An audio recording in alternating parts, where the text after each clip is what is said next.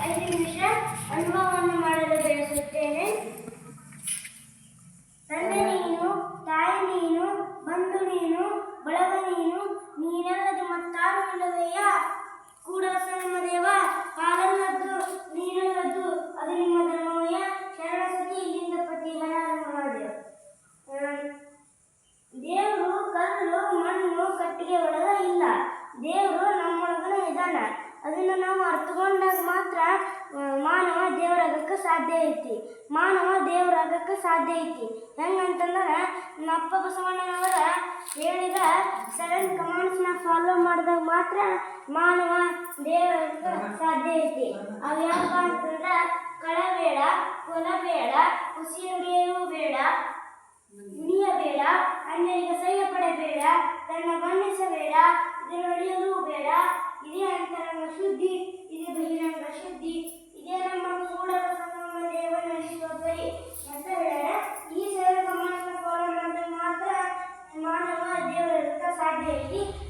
ದೇವರು ಕಲ್ಲು ಮಣ್ಣಿನ ಕಟ್ಟಿಗೆ ಒಳಗೆ ಇಲ್ಲ ಅನ್ನಕ ಒಂದು ಜಾನಪದ ಗೀತೆ ಒಳಗೆ ಏನೈತಂದ್ರೆ, ಮಲ್ಲಿಗೆ ಇಡುವಾಗ ಮುಳ್ಳ್ಯಾಕ ಮುಡಿಯುತ್ತಿ ಕಲ್ಯಾಣದಾಗ ಬಸವಯ್ಯ, ಕಲ್ಯಾಣದಾಗ ಬಸವಯ್ಯ ಇದ್ದಾಗ ಕಲಿಗ್ಯಾಕ ಕೈ ಮುಗೀತಿ, ಕಲಿಗ್ಯಾಕ ಕೈ ಮುಗೀತಿ ಅಂತ ಹೇಳ್ಯಾರ. ಇದನ್ನ ನಮ್ಮ ಅಪ್ಪ ಬಸವಣ್ಣನವರು ಇನ್ನೊಂದು ಕಡೆ ಕಲ್ಲು ದೇವರು ದೇವರಲ್ಲ, ಮಣ್ಣು ದೇವರು ದೇವರಲ್ಲ, ಮರದ ದೇವರು ದೇವರಲ್ಲ, ಪಂಚಲೋಹದಿಂದ ಮಾಡಿದ ದೇವರು ದೇವರಲ್ಲ, ಸೇತು ಬಂದು ರಾಮೇಶ್ವರ, ಗೋಕರ್ಣ, ಕೇದಾರ ಮೊದಲಾದ ಪುಣ್ಯ ಕ್ಷೇತ್ರ ತೀರ್ಥಗಳಿಂದ ದೇವರು ದೇವರಲ್ಲ. ತನ್ನ ತಾನರಿದು ತಾನಾರೆಂದು ತಿಳಿದರೆ ತಾನೇ ದೇವ ನೋಡ ಅಂತ ಹೇಳ್ಯಾರ. ಮತ್ತು ಈ 7 ಕಮಾಂಡ್ಸ್ ಹೇಳಿದ್ಮೇಲೆ ಕಳಬೇಡ, ಅವ್ರು ಫಾಲೋ ಮಾಡಿದ್ರೆ ಮಾನವ ದೇವರಾಗಕ್ಕೆ ಸಾಧ್ಯ ಐತಿ. ಮತ್ತು ಇನ್ನೊಂದು ಏನು ಅಂತಂದ್ರೆ, ನೀವೆಲ್ಲರೂ ಈಗ ದೇವಸ್ಥಾನ ಮಾಡಿ ಒಳಗೆ ಲಿಂಗವನ್ನು ಸತ್ಕೋಬೇಕು. ಆ ಲಿಂಗದಲ್ಲಿ ಏನಿದೆಯಪ್ಪ ಅಂತಂದ್ರೆ ಒಂದು ಸೈಂಟಿಫಿಕ್ಕಾಗಿ ಒಂದು ರೀಸನ್ ಇದೆ. ನೀವೆಲ್ಲ ಕಟ್ಕೊಂಡು ದಿವಸಕ್ಕೆ ಹೆಚ್ಚಿಗೆ ಮಾಡ್ತಾ ಹೋಗಬೇಕು. ಒಂದು ದಿವಸ 5 ಅಂದರೆ ಇನ್ನೊಂದು ದಿವಸ 10 ನಿಮಿಷ, 15 ನಿಮಿಷ, 20 ನಿಮಿಷ ಹಾಗೆ ಏರಿಸ್ಕೊಳ್ತಾ ಹೋದರೆ ನಿಮಗೂ ಕೂಡ ಒಳ್ಳೆಯದಾಗ್ತದೆ. ಮತ್ತು ಇನ್ನೊಂದು ಏನಪ್ಪ ಅಂತಂದ್ರೆ, ಈಗ ನಾವು ಇವತ್ತು ಪ್ಲ್ಯಾನ್ ಹಾಕೊಂಡಿದ್ದೀವಿ. ಏನಂತಂದ್ರೆ ಎಲ್ಲ ಶರಣ ಊರಿಗೆ ಹೋಗಿ ಬರ್ಬೇಕಂತ ಪ್ಲ್ಯಾನ್ ಹಾಕೊಂಡಿದ್ದೀವಿ. ನಾವಲ್ಲಿ ಬೆಳ್ಳಿಗಾಗಿ ಉಡುಕಡಿ ಮತ್ತು ಹಿರೇಜಂಬೋಡು, ಮುತ್ತಿಗೆ, ಹಳೆ ಮುತ್ತಿಗೆ, ಹೊಸ ಮುತ್ತಿಗೆ ಹಾಗೂ ಲಾಸ್ಟಿಗೆ ಇಲ್ಲಿಗೆ ಬಂದ್ವಿ. ಅದೆಲ್ಲ ನೋಡ್ಕೊಂಡು ಇಲ್ಲಿಗೆ ಬಂದ್ವಿ. ಮತ್ತು ಅಲ್ಲಿ ಅಜಗಣ್ಣನವರು ಮತ್ತು ಮುಕ್ತಾಯ ಅಕ್ಕನವರ ಇದರಲ್ಲಿ ನಾವು ಎಲ್ಲರೂ ಕೂಡಿ ಲಿಂಗ ಪೂಜೆಯನ್ನು ಮಾಡ್ಕೊಂಡ್ಮೇಲೆ ಅಲ್ಲಿ ಮಾಡುವಾಗ ಒಬ್ಬರು ಹಾಗೆ ನೋಡ್ಕೊಂತ ಬರಕತ್ತಿದ್ರು. ಅದು ನೋಡ್ಕೊಂಡು ಬರೋದ್ರಿಂದ ನಮ್ಮ ಪಪ್ಪ ಅದನ್ನು ಬಿಟ್ಟ ಮೇಲೆ ಅವ್ರು ಕೇಳಿದ್ರು, ಎಲ್ಲಿಂದ ಇದ್ದೀರಿ ಅಂತ ಕೇಳಿದ್ರು. ನಮ್ಮ ಫಾದರ್ ಎಲ್ಲ ಇದೀವಿ ಅಂತ. ಆಮೇಲೆ ನಮ್ಮ ಫಾದರ್ ಅವ್ರಿಗೆ ಎಲ್ಲ ತಿಳಿಸಿ ಹೇಳಿದ್ರು. ಅದಾದ್ಮೇಲೆ ಅವರು ಒಪ್ಕೊಂಡು ಅವರು ಆಯ್ತು ಪಾಲನೆ ಮಾಡ್ತೀವಿ ಅಂತ ಹೇಳಿ ಅವರು ಇದಾದರು. ಮತ್ತು ಈಗಿನ ನೀವು ಪೂಜೆ ಮಾಡ್ಕೊಂಡ ದೇವರು ಹೇಗಿರ್ತಾರಪ್ಪ ಅಂತಂದ್ರೆ, ಮತ್ತು ಮಾಡಿದ್ಮ್ಯಾಗ ಏನಾಗ್ತಾರ ಅಂತಂದ್ರೆ, ನಮ್ಮ ಅಪ್ಪ ಬಸವಣ್ಣನವರು ವಚನದಲ್ಲಿ ಹೇಳ್ಯಾರ, ಅರಿವು ತಿಂದು ಕರಗುವ ದೈವವನೆಂತು ಸೆರೆಯಮ್ಮೆನೆಯ, ಉರಿಯ ಕಣ್ಣು ಮುರುಟುವ ದೈವವನೆಂತು ಸೆರೆಯಮ್ಮೆನೆಯ, ಅವಸರ ಬಂದರೆ ಮಾಡುವ ದೈವವನೆಂತು ಸೆರೆಯಮ್ಮೆನೆಯ, ಅಂಜಿಕೆಯಾದರೆ ಹೂಳುವ ದೈವವನೆಂತು ಸೆರೆಯಮ್ಮೆನೆಯ, ಸಹಜ ಭಾವ ನಿಜೈಕ್ಯ ನಮ್ಮ ಕೂಡಲ ಸಂಗಮ ದೇವನೇ, ಸಹಜ ಭಾವ ನಿಜಕ್ಕೆ ನಮ್ಮ ಕೂಡಲ ಸಂಗಮ ದೇವನೊಬ್ಬನೇ ದೇವ ಅಂತ ಹೇಳ್ಯಾರ. ಅಂದ್ರೆ ನೀವು ಫಾರ್ ಎಕ್ಸಾಂಪಲ್ ನೀವು ತಿಳ್ಕೊರಿ, ನೀವು ತಗಡಿದ್ರ ಒಂದು ಯಾರಾದರೂ ಮುಖವನ್ನು ಮಾಡಿಟ್ಟಿರ್ತೀರಿ. ಎಕ್ಸಾಂಪಲ್ ಲಕ್ಷ್ಮಿ ಮುಖವನ್ನು ಮಾಡಿಟ್ಕೊಂಡಿರಿ ಅಂತ ಅನ್ಕೊಳ್ಳಿ. ಅದನ್ನು ದಿವಸ ನೀವು ನೀರಿನಲ್ಲಿ ಹಾಕಿ ತೊಳಿತಾ ಇರ್ತೀರಿ.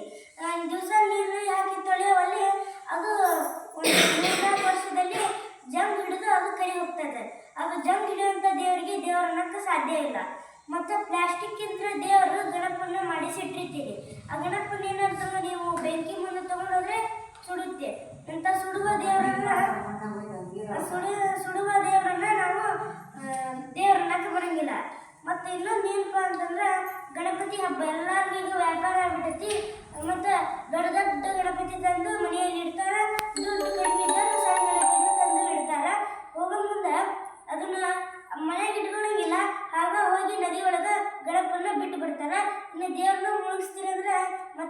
ಈಗ ಮುನಿಸೋ ದೇವ್ರನ್ನ ನಾವು ದೇವ್ರ ಅನ್ನೋಕೆ ಸಾಧ್ಯ ಇಲ್ಲ.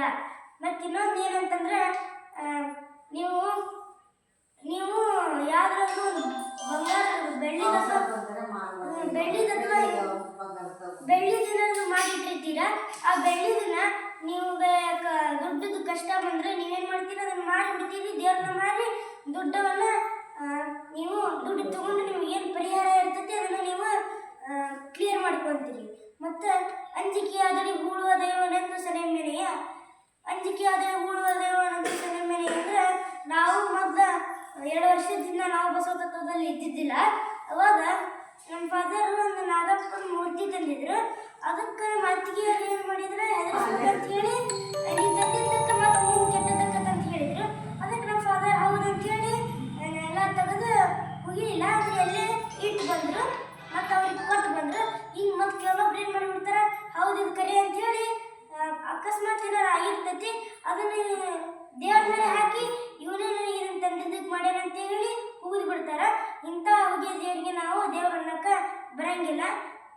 ಇದನ್ನೆಲ್ಲ ಬಿಟ್ಟು ನಮ್ಮ ಕೂಡಲ ಸಂಗಮ ದೇವರ ಒಬ್ಬನ ದೇವರಿದಾನ, ಅವನೊಬ್ಬವನ್ನ ಪೂಜಿಸ್ರಿ ಅಂತ ನಮ್ಮ ಬಸವಣ್ಣನವರು 12ನೇ ಶತಮಾನದಲ್ಲಿ ಹೇಳ್ಕೊಟ್ಟಿದ್ದಾರೆ. ಅವಾಗಿನ ಹೇಳ್ಕೊಟ್ಟಿದ್ರು. ನಾವು ಈಗೂ ಸತ ಅದನ್ನು ಅಚ್ಚುಕಟ್ಟುವಾಗಿ ಪಾಲನೆ ಮಾಡ್ತಾ ಇಲ್ಲ. ಅವ್ರು ಹೇಳಿದ್ದನ್ನ ಪಾಲನೆ ಏಕದೇವೋಪಾಸನೆ ಮಾಡೋದು ದೂರ ಹೊತ್ತು ಅವ್ರು ಹೇಳಿದ್ದನ್ನ ಜನಾಂಗದಾಗ ಹೇಳಕ್ಕೆ ಹೆದರಾಕತ್ತೀವಿ. ಫಾರ್ ಎಕ್ಸಾಂಪಲ್ ಕೆಲವೊಬ್ರು ಏನಂತಾರೆ, ಕೆಲವು ವಚನ ಹೇಳೋಕೆ ಹಿಂಗೆ ಹೇಳಬಾರ್ದು ಅಂತ ಇರ್ತಾರೆ.